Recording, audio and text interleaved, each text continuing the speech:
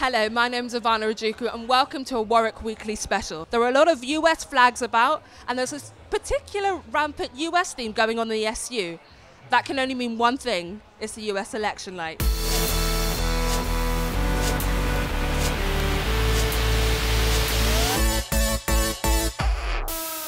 Yes, after months of campaigning, hundreds of rallies, the US election campaign has now come to the end. And Americans have come to the polls to decide who will be the next US president. Will it be President Obama or Governor Mitt Romney? And what proves to be a very tight race with them neck and neck at the polls, this is going to be one exciting and very long night. Well, a lot of the policies that Romney and Ryan are proposing are broken. There are problems with them. The challenges America has to be work with Congress, and Obama can't work with Congress. As tens of millions of Americans headed to cast their vote, hundreds of Warwick students came to the SU to watch the election night unfold in support of their favourite candidate. Although the Romney-Obama split was not as close as that amongst the American public, many students were quick to share their doubts and concerns over the two candidates. So, who do you guys want to win? Romney. Some people think like Obama didn't work with Republicans in the first part of his term. He shunned them on health reform. And now there's a personal sort of problem with him and Boehner, the leadership in the House.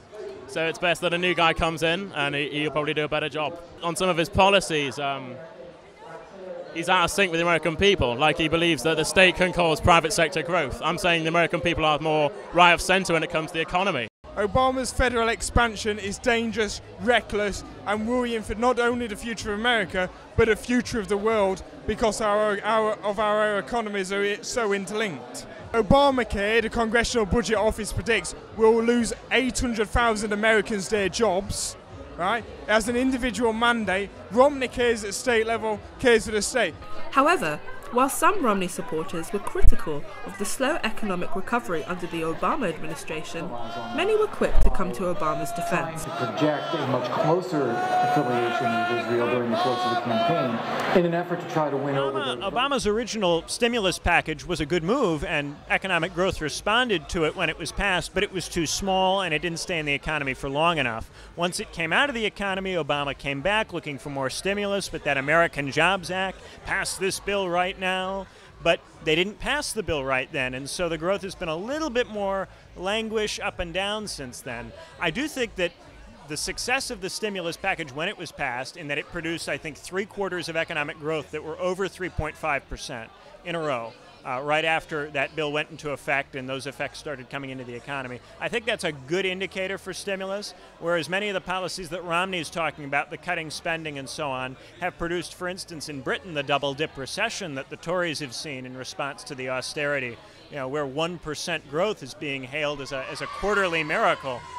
We're getting 1% growth in the United States right now, and everyone's calling it horrible. So there's a little bit of a comment on British politics that the Tories are singing about it. But no, I don't think that Romney and Ryan have a credible economic plan. Have you voted yet?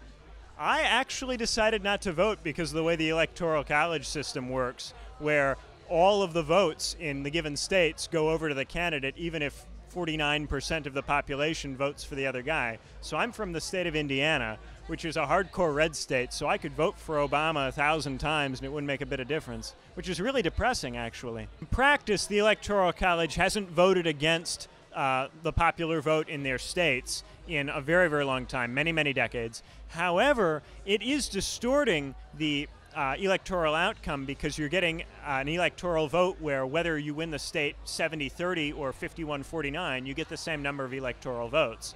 And that can be distorting, which is why Romney polls so much closer to Obama in the national polls than he does if you look at the Electoral College and consider it on a state-by-state basis. Romney has some very big leads in states like Alabama and Mississippi, while Obama has many small leads in states like Ohio or Iowa. Do you think that the polls are really reflecting how tight the race is? They're not, because they're national polls, and since the election is decided through the Electoral College on this state-by-state level, when Romney runs up popular votes in Alabama by getting 60% or more people on his side, none of that helps him in the Electoral College. None of that contributes to his victory. He could win all of the states that he's ahead in 51-49, and it would be the same thing. So you have to look at the individual state races, and then you also have to look at averages of polls rather than individual polls, because individual polls can have samples that don't reflect the general population. And if you look at poll averages and you look at it on a state-by-state level, Obama comes out with a small but solid lead. So what are the states you think that we really should be looking at right now? I mean, obviously, everyone's been talking about Ohio, but what are the other sort of swing states that are really going to determine who's going to be president? Well, the four zingers that are big enough in population that they can really make an indication are Ohio, Virginia, North Carolina, and Florida. If one of those goes in for Obama, he's pretty much got it locked up. If more than one goes in for Obama, it's over. Go to bed. Unfortunately, we couldn't go to bed as Ben suggested. But his predictions did materialize as Obama won the key swing states of Colorado, Iowa, Nevada, New Hampshire, Virginia, and Wisconsin. Although Romney won the swing state of North Carolina and was able to turn Indiana back to red from 2008, breakthroughs the Republicans hoped for in Pennsylvania and Michigan did not come to pass. In the end, it was the loss of Ohio that ended Romney's chances of victory, as the state took Obama over the 270 mark to win the presidency for a second term.